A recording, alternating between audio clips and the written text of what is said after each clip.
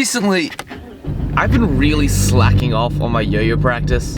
So today's primary focus is going to be on yo-yo practice. But I thought while I was at it, I would share 6 unusual items that I use for yo-yoing every day.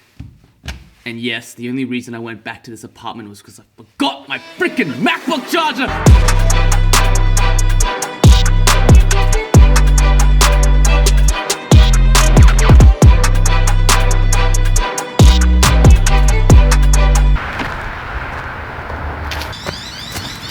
Alright, the first item that's normally generally pretty important is a water bottle. I'm not sure if there's any correlation between this, but for me, I find that if I don't hydrate or I'm dehydrated, I can't land yo-yo tricks. I don't know if there's any correlation between hydration and reaction time, but it's a thing. Also, I like water bottles with a straw. I don't know why, I just like them. So the next thing is a pencil case. I find that this pencil case, it's perfect, right? It's got 4 slots so that I can essentially fit 4 outliers or 3 outliers and a deviant. It's also got this zipper where I can have like spare strings, and I can also have a lighter. I'll get to that in just a second. Your factory multi-tool, I use this quite a lot. Just having all my competition yo-yos in one small little pouch. It works. The next thing, this is a Spotify membership. Spotify Premium. I used to listen to all of my yo-yo music on YouTube, and the issue with that is you end up listening to the same songs over and over again, and you don't really have any way to discover new music. What I do is I put a bunch of songs that I really like into a Spotify playlist, and then I go to the radio, and Spotify finds similar songs to those and like feeds it through me, and that's how I find all like my yo-yo music, so it doesn't get too repetitive, too boring. If you guys want more information on that exact process, you can hit the link there. That video bombed, but I think that video had like nuggets of wisdom in it. Next item, AirPods. I know you can get cheaper ones. Jono called me out and said he got cheaper ones. I just like the sound quality of these ones better. Noise cancellation, they can go really, really loud. There's no wires, they get caught inside. Like, dude, once I got these, I can never go back. I lost it the other day and I just bought another pair. It's like essential. And the noise cancelling, it blocks out the haters.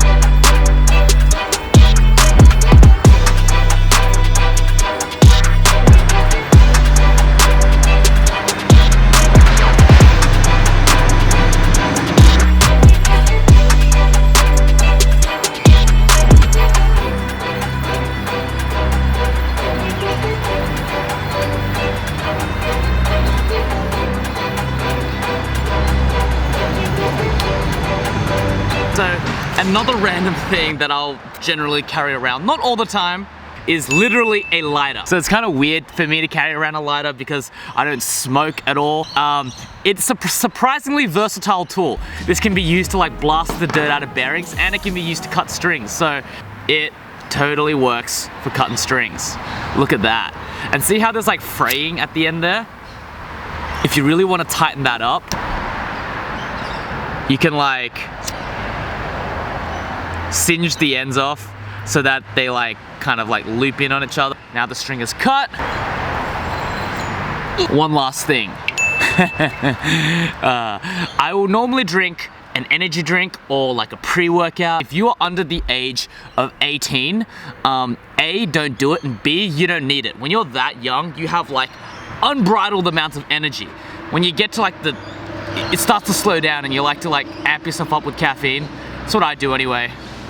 Critical ingredient. So I'm gonna be practicing some over the head stuff today. It's nicer to do in a park.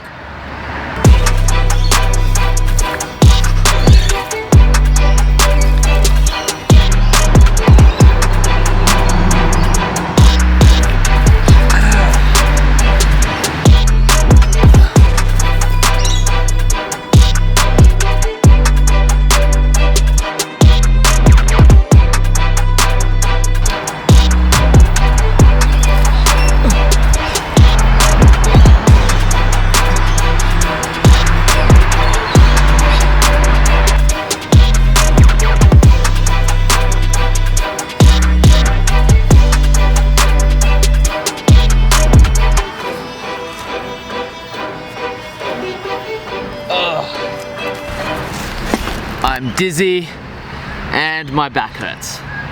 God, is this what old people say? Am I getting old? Nah, not today. Not today. My goal is to land this Takeshi trick, getting better at it, using this as a recovery, and then I'm gonna go back to the over the head stuff.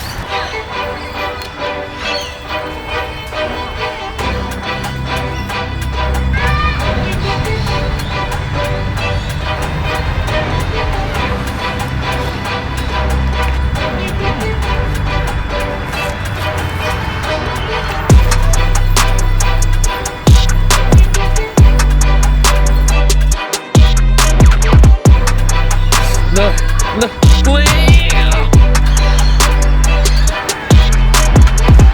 Why? So I'm gonna be real with you guys. That Takeshi trick took way longer to land than I expected. 20 minutes went by, 30 minutes went by, this camera died, and then I was recording it on my iPhone. I started to get genuinely frustrated. And then I started like beating myself up. I was like, you're such a crappy yo-yo player, you're never gonna get anywhere.